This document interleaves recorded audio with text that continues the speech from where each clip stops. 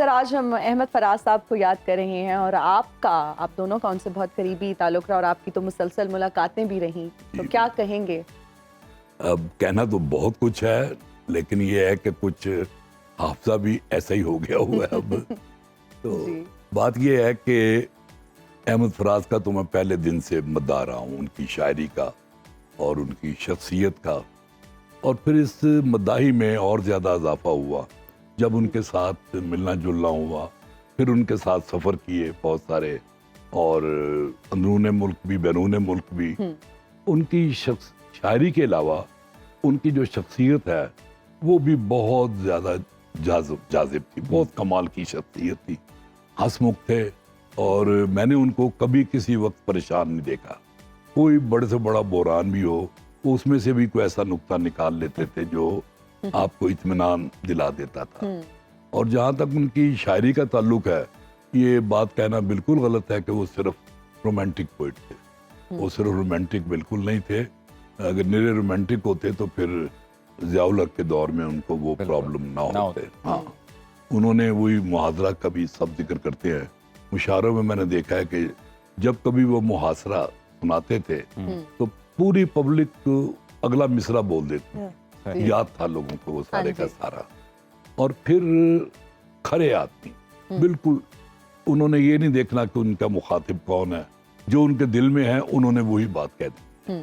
बल्कि एक बात मुझे याद आ रही है कि एक दफा हम कराची जा रहे थे, तो बस मैं भी उठ गया अपनी सीट से और राज साहब भी, और हम खड़े बातें कर रहे थे। इतनी देर में एक शख्स आया, उसने अपना तारुफ कराया कि मैं फलां शख्स का भाई हूँ। अच्छा, मैंने फराज साहब से आगे तारुफ कराया। मैंने कहा जी ये फलां शख्स का भाई है। फराज साहब कहेंगे वो तो बहुत लानती आदमी है। उसके सामने ही ऐसा नहीं। मैंने कहा नहीं जी वो ऐसा नहीं है, बड़ा अच्छा आदमी। नहीं मैं जानता हूँ ना। तो बहरहाल वो मेरा बड़ा दोस्त था वो बंदा। वो भाई ने जाके मेरे ख्याल में बताया होगा उनको। तो उस दिन से लेके आज तक मेरे उससे दोस्ती जो है उसकी तरफ से खत्म है, मेरी तरफ से नहीं खत्म। नीलम साहिबा, आप चूँकि नॉवेलिस्ट, स्टोरी राइटर हैं और आपकी जो स्टोरीज़ हैं, मैंने भी जैसे आपसे थोड़ी देर पहले जिक्र किया था कि मैंने भी वो पढ़ी, उस पर भी मैं ज़रूर बात करना चाहूँगा थोड़ी सी। लेकिन उससे पहले मैं चाहूँगा कि आप अहमद साहब के बारे में कुछ बात करना चाहें। अहमद फराज साहब के हवाले से जो मेरी याद है वो ये है कि वो मेरे अब्बा बताया करते थे, क्योंकि वो उनके साथ रेडियो में काम कर चुके थे। अहमद बशीर ये साहब। बहुत पुरानी बात है, और उस वक्त मैं मुल्क से बाहर थी, तो बस सुनते थे कि अहमद फराज के साथ अब्बा काम करते थे। और वो क्योंकि मेरे अब्बा भी अहमद बशीर भी बड़े खरे और सच्चे और निडर आदमी थे, मुंह पे बात करने वाले, तो वो एक जैसे थे। तो वो लगता है कि जैसे उनके टाइप के वो दो इकट्ठे हो गए अपना रेडियो पे, तो वो बड़े मज़े उनको आते थे। उनकी बातें बताते थे कि फराज ने ये कहा तो मैंने ये कहा तो ये। तो वो अहमद फराज साहब ज़ाहिर है कि दुनिया जानती है, बहुत बड़े शायर हैं, बहुत बड़े। और रोमानी शायरी तो उनकी मशहूर है ही, लेकिन जैसे कासमी साहब ने फरमाया है कि उनकी शायरी के मौज़ूआत जो हैं वो कुछ और थे। रोमान जो है वो ज़िंदगी का एक हिस्सा होता है, इस तरह से कि वो आपको ज़िंदगी देता है, लेकिन जब आपके जो थॉट प्रोसेस है उसके अंदर एक गहराई हो, तभी आपकी शायरी बामायनी हो सकती है। तो उन्होंने ये जिस तरह की कहना चाहिए मुज़ाहमती शायरी की, अपना इजहार किया, जिसकी आज तक हमें बहुत ज़रूरत है। ये हमारा पाकिस्तान जो है, इसको मुसलसल ऐसे लोगों की ज़रूरत है जो कि एहतजाज करते जाएं और उनको बेशक जंजीरें पहनाई जाएं, लेकिन वो तोड़ने की कोशिश करें। ये ज़रूरी होता है, क्योंकि अगर शायर या अदीब जो है वो कन्फॉर्म करता जाए, हर एक के साथ समझौते करता चला जाए, तो फिर मुआशरा जो है उसको वो कोई ख्याल नहीं दे सकता। तो अहमद फराज साहब ने ख्याल दिया, जैसे मुहासरा नज़म के ऊपर उनको मुल्क बदर भी होना पड़ा वगैरह वगैरह, लेकिन उनकी एक जिद्दोजहद थी जो जारी रही। नीलम साहिबा, रोमानवी जो शायर समझे जाते हैं उनमें तो सफ़े अव्वल के शायर रहे, तो रोमानवी शायरी भी तो नज़रअंदाज नहीं की जा सकती अहमद फराज साहब की, उसमें भी तो कमाल किया। नज़रअंदाज क्यों की जाएगी, वो बड़ी कमाल की शायरी है, और रोमान बड़ी अच्छी चीज़ है, होना भी चाहिए, उससे आप खुश रहते हैं। लेकिन उसके साथ साथ जब आपके एक डीप प्रोसेस होता है ना थिंकिंग का, वो भी साथ चलता है। रोमानी शायरी का मतलब ये नहीं कि आपको संजीदा बातों का नहीं इदराक, या आप मुआशरे को कोई और मैसेज नहीं देना चाहते। आपके अंदर जो एक जोहद मुसलसल होता है, आपके अंदर एक और इंसान होता है जो बताता है कि ये गलत हो रहा है, इस पर बात करनी है। तो वो उन्होंने उसको मरने नहीं दिया, साथ साथ रखा, पैरेलल चलते रहे। ये उनकी खूबी है मेरे ख्याल। इसी हवाले से ना मैं भी एक बात करना चाहता था, वो ये कि जो हमारे बाज नकाद हैं वो एक बात पूरे तवातर से कहते रहे हैं कि ये टीनेजर्स का शायर है, टीनेजर्स का शायर है, क्योंकि उसने मोहब्बत की शायरी की है। तो मैं उनसे ये पूछता हूँ कि अगर वो सिर्फ टीनेजर का शायर है तो फिर आपको उसके शेर जुबानी कैसे याद है? याद है, बिल्कुल। शेर भी सारे याद है उनको, और फिर ये भी कहते हैं। इसका मतलब ये है कि रुमान जो है वो किसी एक खास उम्र तक महदूद नहीं है। रुमान हमारी जिंदगी का हिस्सा है और रुमान की फिर आगे कई शक्लें हैं। वही रुमान जो है किसी फर्द से होता हुआ अपने वतन तक भी पहुंचता है और वतन के मसाइल तक भी पहुंचता है, सारे का सारा। तो वो तो मैंने तो और भी बहुत से रूप देखे हैं उनके, जो हमारे यहाँ यानी कुछ लोग शुरू में उनको बहुत कहते रहे ये एंटी पाकिस्तान है, और कहने वाले वो लोग थे जो राइट विंग के थे बहुत ज्यादा। लेकिन मैंने अपनी आंख से जो देखा, मैं अपने आप को बड़ा कट्टर पाकिस्तानी समझता, वो मुझसे ज्यादा कट्टर पाकिस्तानी थे। हम इंडिया में इकट्ठे थे हम जी। तो एक चैनल पे किसी ने कश्मीर के बारे में कुछ कह दिया, मैंने अच्छा फराज वही ना, उसने ये नहीं सोचा कि मैं इंडिया में हूँ, यहाँ मेरी बड़ी पॉपुलैरिटी है, अगर मैंने कोई बात की तो कोई परवाह नहीं इस बात, उसने बखिए उधेड़ दिए उनके जो सामने था। वो इस मामले में भी बड़े। फिर एक बात मुझे नीलम याद आती है, मुझे अब वो याद नहीं वो कौन सा मुआहदा था जो आइन के लिए किया गया, और लंदन में तमाम सियासी जमातों के लोग थे जी। मुझे देखे वो 8वीं तरमीम, हाँ उसके लिए, जिससे यानी बहुत सारे जबर के दरवाजे बंद हो जाने थे। तो उसमें फराज साहब भी मौजूद थे और उनसे फिर कलाम सुना गया, तमाम जमातों के लोग थे और उसमें उन्होंने फिर अपना कलाम भी सुनाया फराज साहब ने। तो कासमी साहब, ऐसे दौर में कि जब फैज़ अहमद फैज़ और नासिर काज़मी छाए हुए हों, और ऐसे दौर में अहमद फराज, मुनीर न्याजी का भी नाम, मुनीर न्याजी, बिल्कुल। तो जगह बनाना सर आसान काम था? ना बिल्कुल नहीं है जगह बनाना, लेकिन ये है कि जगह बनाई नहीं जाती, पहले से ही वो जगह उसके लिए रखी गई होती है, वो नशिस्त रखी गई होती है उसके लिए, और फराज साहब उसी नशिस्त पर बैठे हो। और एक और बात जो मैंने फील की थी कि हमारे शायर जो हैं सब ने, हमने जो शायरी करते हैं ना वो फारसी से ही हम, आप समझ लें, हम मुतासर हैं। लेकिन जो फराज साहब थे वो तो फारसी के माहिर थे, बहुत उन्होंने फारसी अदब का मुताला किया हुआ था। उनके वालिद भी जो थे वो भी मतलब बड़े, चुनाचे यानी मैं जब कभी उनके पास बैठता था तो उनकी यानी गुफ्तगू सुन के फारसी अदब के बारे में तो मैं हैरान रह जाता था। और सिर्फ फारसी अदब नहीं बल्कि दुनिया की दूसरी जुबानों में भी जो अदब तख्लीक हुआ है वो उससे भी वाकिफ थे वो। तो बहुत ही यानी अच्छा, मैं सच आपका एक बात का शुक्रिया अदा करना भूल गया हूँ कि इन्होंने अताउल हक कासमी कहा, लेकिन हक पे आके ये भी थोड़ा सा अड़ गए थे थोड़ा सा। क्योंकि बहुत सारे लोग जो है ना, कोई मुझे अताउल्ला कह देता है, कोई अता मोहम्मद कह देता है, कोई कुछ कह देता है, लेकिन अच्छा ज़ियाउल हक आराम से कह लेते हैं, अताउल्ला कहते हुए कासमी नहीं ना, हो सकता है आपकी शख्सियत का रोब ज्यादा हो। वो बल्कि एक वाक़या तो मुझे भूलता ही नहीं, वो बड़ा मजेदार है कि मैं अपना एक बैंक में गया तो मेरा बेटा वो कहीं बाहर ही खड़ा था जी। तो वहाँ 2 गार्ड थे जो सिक्योरिटी गार्ड होते हैं। एक गार्ड दूसरे से पूछता है, जानना है नानू? कहता नहीं मैं तो नहीं जानता। कमाल है तू नहीं जानता। अताउल्ला साहब ने कमीज मेरी काली तो जनाब जी। और एक और वाकया इससे भी ज्यादा दिलचस्प है, दिलदार फिरोज भट्टी अल्लाह उसे जन्नत बख्शे, एक दफा मैंने उसे कॉल की तो वो घर पे नहीं था, उसके मुलाजिम ने फोन उठाया तो मैंने कहा अच्छा जब आए ना तो उन्हें बताना कि अताउल हक कासमी का फोन था जी। अच्छा वो जल्ला सा बंदा था, मैंने कहा बताओ क्या कहोगे? उन्हें तो हद ही करती नहीं, कहता जी मैं कहूंगा कि जल्ला कासमी का फोन था। चलो उन्होंने तो सिर्फ जेंटलमैन।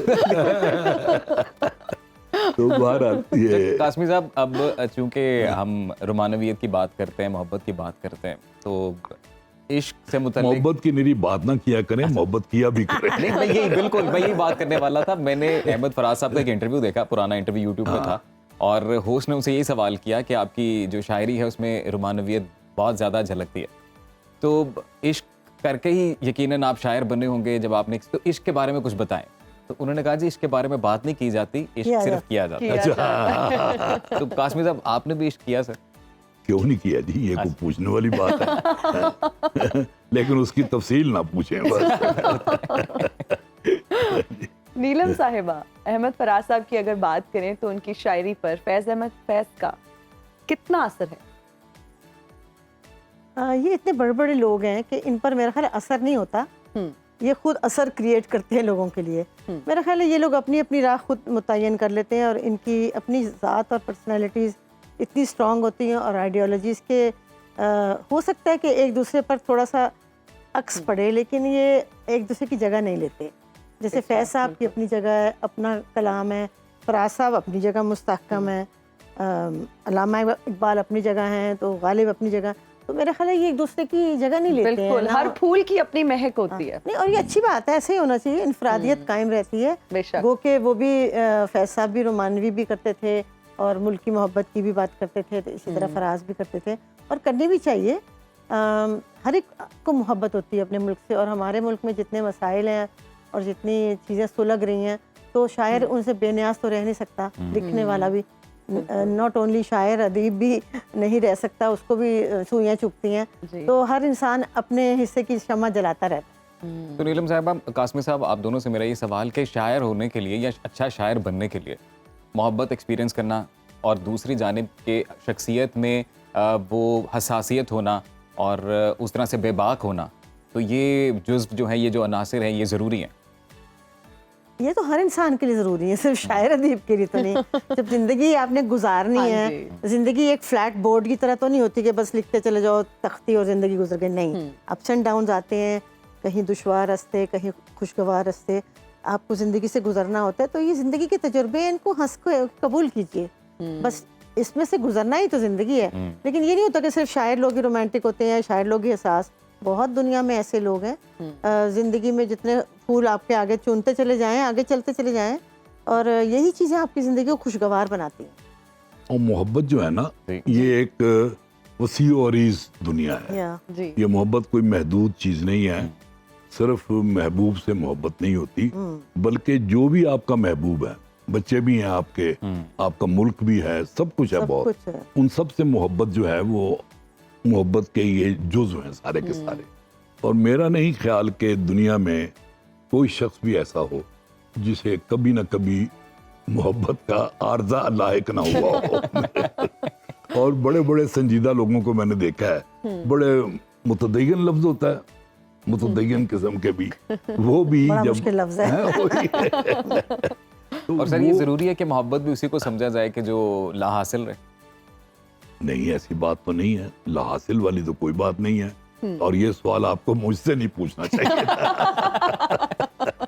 ज़्यादातर लोग इसी बारे पे यूँ बात करते हैं ना कि मोहब्बत तो वही हुई कि जो लाहासिल रह जाए, जो हासिल हो जाए कुलिया तो है नहीं, जिनको हासिल हो जाए उनको भी रहती है मोहब्बत, नहीं हो उनको भी रहती है। और मोहब्बत वही मैंने कहा एक फीलिंग का नाम है, और ये दुनिया में किसी भी चीज़ से हो सकती है, इंसानों से भी हो सकती है। कलामी करता हूँ मैं मोहब्बत के बारे में, तो मेरा अपना भी एक नजरिया है जी। वो ये कि इंसान बहुत खुदगर्द वाक़ हुआ है, बहुत खुदगर्द वाक़, उसको अपनी ज़ात के अलावा और किसी चीज़ से मोहब्बत नहीं है। जहाँ वो मोहब्बत का दावा भी कर रहा होता है ना, एक दफ़ा उसे कहता है आई लव यू, 10 दफ़ा उससे पूछता है डू यू लव मी, बिल्कुल सही। वो वहाँ से भी मोहब्बत अपने लिए तलाश कर रहा होता है वो। चुनाचे मैं तो ये समझता हूँ कि ये इंसान इस मामले में काफ़ी रीस वाक़या हुआ है, वो हर जगह अपने लिए मोहब्बत तलाश करता है। तो बहरहाल ये एक इसका एक पहलू ये भी है। अच्छा कासमी साहब, मुश्ताक यूसुफी साहब ने भी आपके बारे में बड़ी तारीफ की है कि वो तो कहते हैं कि जी पाकिस्तान के बेहतरीन कॉलमिस्ट जो हैं आप हैं। नहीं, उन्होंने ना एक बात कही थी जो मेरे लिए एक बहुत बड़ा असासा है।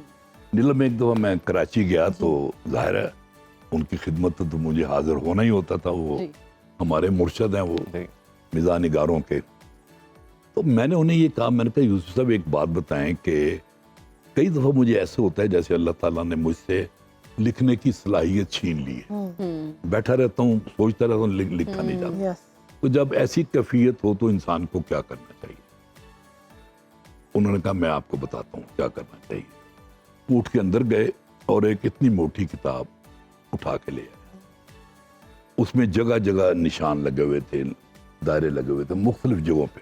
कहने लगे मैं उस वक्त ये किताब पढ़ता हूँ, और वो मेरी किताब थी। हाय अच्छा, अल्लाह। वाह, वाह, वाह, वाह वाह क्या वाह, बात है। क्या बात कॉलम है। तमाम उसका नाम था। कॉलम जी। तमाम मैं उस दिन मेरे पाँव जमीन पे नहीं टिक रहे थे, और फिर मैंने ना उनकी जिंदगी में ये वाकया अपने कॉलम में लिख दिया ताकि कोई बाद में ये ना कहे कि जी ये मनगढ़ंत बात है। यस। तो ये मेरे लिए बहुत बड़ा एजाज था। सर, बहुत बड़ा एजाज। और फिर वो यूसुफी साहब की ही बात मैं आगे बढ़ाना चाहता था। उन्होंने ये बोला कि आजकल तो लोगों को शेर सुनना नहीं आता और दाद देनी नहीं आती, तो शेर जो है वो किसी मुशायरे में नहीं पढ़ा जाता, बल्कि ये तन्हाई में रहकर इसको पढ़ा जाए और इसको जज्ब किया जाए, उसका जो पूरा असर है वो महसूस किया जाए। वो भी ठीक है बात उनकी। और फिर मुशायरे की जो शायरी होती है ना, वो असल शायरी से बड़ी मुख्तलिफ भी होती है। बिल्कुल। उसमें आजकल तो खैर ये रिवाज हमारे यहाँ नहीं रहा। इंडियन शायरों में अब भी ये रिवाज है तरन्नुम से पढ़ना। बिल्कुल। हाँ जी। परफॉर्मेंस से। परफॉर्मेंस बड़ी, परफॉर्मेंस से। अदाकारी मुकम्मल तौर पे ना, अच्छे कपड़े भी पहने होते हैं ना, अब सारा कुछ गरारे वगैरह ये वो। जनाना किस्म के कपड़े पहने होते हैं उन्होंने, जी। मर्दों ने भी उनके ना। विजुअल हो गई ना, शायरी इज Visual। विजुअल। सामने जो नजर आ रहा है वही अच्छा है। वही होता है। वो एक क्या कहते हैं, खास किस्म का लिबास एक शायर ने पहना हो तो तभी वो शायर लगता है। तो वो बाल हमारे भी- यहाँ बाल तो भी शायर का तस्वुर ही अजीब है। हमारे यहाँ शायर का तस्वुर ये है कि वो नीम पागल हो। वाकई मखबूतुल हवास। कासमी साहब, अहमद फराज की ज़िंदगी के वो गोशे जिनके बारे में लोग नहीं जानते, लोगों को इल्म नहीं है, या ऐसे दिलचस्प वाक़यात जो आपको मालूम हैं, आप हमारे नाजरीन के साथ भी शेयर करें। दिलचस्प वाक़यात तो बहुत ज्यादा हैं। ओके। मतलब अगर मैं उस पे शुरू हो जाऊं जी। तो मेरे ख्याल में आधा पौना घंटा तो कहीं नहीं गया होगा ना। लेकिन अफसोस उनमें से कोई सुना नहीं सकता। एक आध सुना दो। एक आध तो ये सर कोई एक आध बिल्कुल सेंसर करके सेंसर हो जाएगा, फायदा क्या काम का। वो वो हिजाब पे ना देना उसको। जी। खातर गजनवी की हुई नहीं यार, नहीं सुनाना चाहिए। ऐसा क्या। बहरहाल हम ऑस्ट्रेलिया में थे एक जी। मुशायरे में, तो अब वहाँ जहाँ भी जाते थे फराज साहब, खवातीन का एक हजूम उनके गिर जमा हो जाता था। बिल्कुल। चुनाचे कुछ 10-15 खवातीन उनके आगे पीछे सारे। मैंने फराज साहब से कहा, मैंने कहा फराज साहब आप सोशलिज्म पे यकीन रखते हैं ना? क्या लगे क्यों नहीं? हाँ। मैंने कहा जी उसमें एक मुसावात भी एक चीज होती है, तो ये सारी की सारी आपने एक जगह। कहते हैं आप मुझे इस मौका पर रुजत पसंद समझ लें। तो एक दफा वो हमारे घर भी ठहरे, मुझे जी। बहुत अच्छा लगा उनका ठहरना। तो अब वहाँ प्रॉब्लम था एक कि इनको वो था सिलसिला एक, जी। तो मैं तो इस सिलसिले का बंदा नहीं था, हाँ जी। लेकिन मैं ये भी नहीं चाहता था कि ये यहाँ से प्यासे जाए। हाँ। सिलसिले तोड़ तोड़ गया जाए। सभी। जाते जाते। और ऐसे मौके जिंदगी में बहुत सारे आए, बल्कि आप हैरान होंगे कि काजी हुसैन अहमद जमात इस्लामी के, जी जी, अच्छा हमारे दोस्त और बहुत प्यारे, यानी मुजीबुर रहमान शामी शामी, साहब। जी। अच्छा खुद मैं भी, यानी एक दफा बाहर से आ रहे थे, तो अब इनके पास थी कुछ मवाद था, जी। तो मुझे कहने लगे ये तुम, सर्दियों के दिन थे, जी। तो मैंने यहाँ रख लिया ताकि वो उधर से वो उसमें से ना गुजरे। जी। तो अब बाहर जाते ही कहने लगे काट भाई काट। और सब, मैंने कहा जी यहाँ लोग बड़े खड़े हैं, सबके सामने उन्होंने वो लाया और अंदर रख दिया उन्होंने। बिल्कुल। अच्छा, और इसी तरह शामी साहब के साथ भी हुआ। अब शामी बिल्कुल इंतहाई मजहबी और राइट विंग के बंदे वो, लेकिन उन्होंने भी, अच्छा काजी हुसैन अहमद शुजाबादी कह रहा हूँ, सॉरी। कासमी साहब, वैसे कथा कलामी के लिए माजरत से बड़े दिलचस्प किस्से हैं ये। हमारे पास वक्त इतना महदूद है, मैं चाहता हूँ कि नीलम साहिबा जो है वो भी कोई याद अहमद फराज मुझे साहब की। देखें, एक तो ये कि मैं मुल्क से बाहर थी बहुत शुरू के अरसे में, जी। तो मुझे एक वाकया ज़रूर याद है कि अमेरिका में हम मिले थे तो मैं बड़े प्यार से लब की बड़ी कि भाई फराज साहब हैं और वैसे भी अब्बा की वजह से, तो मुझे कहते तू पीछे हट जा, तू मेरी भतीजी है। मैं यूँ हो गई, मैंने कहा हाय अल्लाह, उन्होंने मुझे रद्द कर दिया। वैसे मैम आप तो एक स्टार फैमिली से हैं, बाकी लोग अदाकारी में भी हैं, तो आपने ही क्यों चुना राइटिंग को?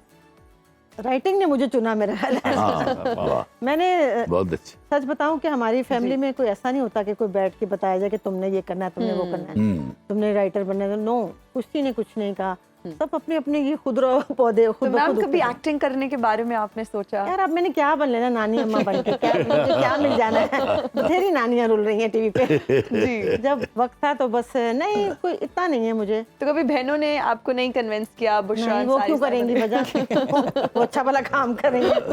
नहीं पता क्या है, मुझे लगता है एक्टिंग बड़ा बकवास काम है, इसलिए मैंने उनको देखा है। मैं जब मिलने जाती हूँ ना, वो कहती है बाजी आ जाओ सेट पे। यार सुबह से बैठे मेकअप करके, एक शॉट आना है शाम के 6 बजे, उबासियां मार रहे हैं, लेटे हुए हैं, फोनों पे लगे हुए हैं, मतलब क्या है, इतना बड़ा बोरिंग मुश्किल है। काम है मैंने वैसे तो ये। एक वो ड्रामा था बड़ा मशहूर उस्मा का, तो मैं गई, उसको मेरे घर के पकड़ती आ जाओ शूटिंग है जी। तो बड़ा मुश्किल है, तुम कैसे करती हो 10 दफा एक ही दफा, एक ही। वही सीन 10-15 दफा करते हैं, हाँ फिर जी। इधर से करें उधर से करें। मैंने कहा अभी मेरे पास ना टाइम है। और रोजाना एक नया रूप बदलना, हाँ जी, डेली। बिल्कुल। नहीं, उसके अलावा सारा प्रोसेस बड़ा बोरिंग है। मन पता है ऊपर से इन लोगों को पैसे भी बड़ी देर से मिलते हैं, तो फायदा वो चेकों के लिए रुलना, और मतलब क्या है। लेकिन मैम आपको आप समझती हैं कि राइटिंग जो है वो एक प्रिविलेज शोभा है यहाँ पर जो है? देखिए इसमें कोई फायदा तो है नहीं पैसों का, ये तो एक अपना शौक है, शौक ये अपना है। इजहार है, कोई किसी तरीके से अपना इजहार करता है, कोई वैसे मैं बचपन से ही लिखती थी, अखबारों में भी। और आपकी राइटिंग में जो खवातीन हैं बिलखसूस, तो वो सेंटर ऑफ अटेंशन है, जो उनके मसले मसाइल हैं या उनकी जो जज्बात हैं, वो आपने अपनी स्टोरीज में बड़े बेहतरीन तरीके से बेहतरीन बयान तरीके से अक्कासी की है तो फिर लिखने चाहिए ना, फिर लिखने मसाइल चाहिए। तो है ना, जाहिर है मैं जो है वैसे ही लिखती हूँ। मैं कोई झूठ मूठ की कहानियाँ तो लिखती नहीं हूँ, सचमुच की लिखती हूँ, जो मुझे नजर आता है। हाँ जी। जी, मैं तो ये कहती हूँ जो मुझे दिखता है वही लिखती हूँ। वही लिखते हैं, ये तो बिल्कुल। बड़ी ज़बरदस्त आपने बात की। और कुछ ऐसे ही झलक हमें मंटो के अफसानों में भी नज़र आती है कि मंटो साहब जो हैं वो भी जो मुआशरे में अपने इर्द गिर्द देखते थे, जो उन्होंने महसूस किया, फिर वो लिखते थे। तो मैम बहुत शुक्रिया, आप आज के दिन यहाँ पर तशरीफ लाई सर, बहुत शुक्रिया हमारा आपसे टाइम वक्त खत्म हो का। गया हमारा। Thank you. एक बड़ा एक अच्छा। एक बात बताती हूँ, जी, जी, जो प्लीज। मुमताज मुफ्ती साहब मेरे अब्बा के दोस्त थे, लेकिन वो उस्ताद हमारे, मतलब कहना चाहिए, उन्होंने मुझे एक दफ़ा एक बात की थी, जब मैं लिखना शुरू किया ये अफसाना निगारी आज से 30-40 साल पहले, कहते वो लिखो जो लोग नहीं लिखते, वो मत लिखो जो लोग लिख चुके। तो इसलिए मैं जब लिखती हूँ तो मैं सोचती हूँ कि ऐसी चीज़ लिखूँ जो और लोग नहीं लिखते। नहीं जो नहीं लिखते। तो यही मेरा ख्याल है, मेरा एक खासा है बिल्कुल कि लिखते रहें जी। स्पेशलिटी है जो मुनफरिद, आप सबसे मुनफरिद लिखती हैं। लोग कहते हैं तुम्हें बिल्कुल। डर नहीं लगता, मैंने कहा वाकई मुझे नहीं डर लगता। मैं पता क्या कहती हूँ, जिनसे डरना चाहिए ना वो मेरे कहानियाँ पढ़ते नहीं हैं। बिल्कुल बिल्कुल, लिखारियों के लिए बेबाक होना बहुत ज़रूरी है। और बहुत शुक्रिया जी अहमद फराज के, हम आज याद ताज़ा कर रहे हैं और ट्रिब्यूट इस दे रहे हवाले थे, से बिल्कुल। ट्रिब्यूट अहमद फराज साहब को। और अदब की दो जयद शख्सियात हमारा सुनो पाकिस्तान का आज हिस्सा बनी। बहुत शुक्रिया ma'am. Thank you so much शुक्रिया सर, बुलाने थैंक का यू आपका। मैम फॉर जॉइनिंग अस इन सुनो पाकिस्तान। आप कहीं भी हो, वक्त कोई भी हो, बाखबर रहिए दुनिया के हालात व वाक़यात से। अभी सब्सक्राइब कीजिए सुनो न्यूज़ के यूट्यूब चैनल को और क्लिक करें बेल आइकन को, ताकि आप हमेशा बाखबर रह सकें।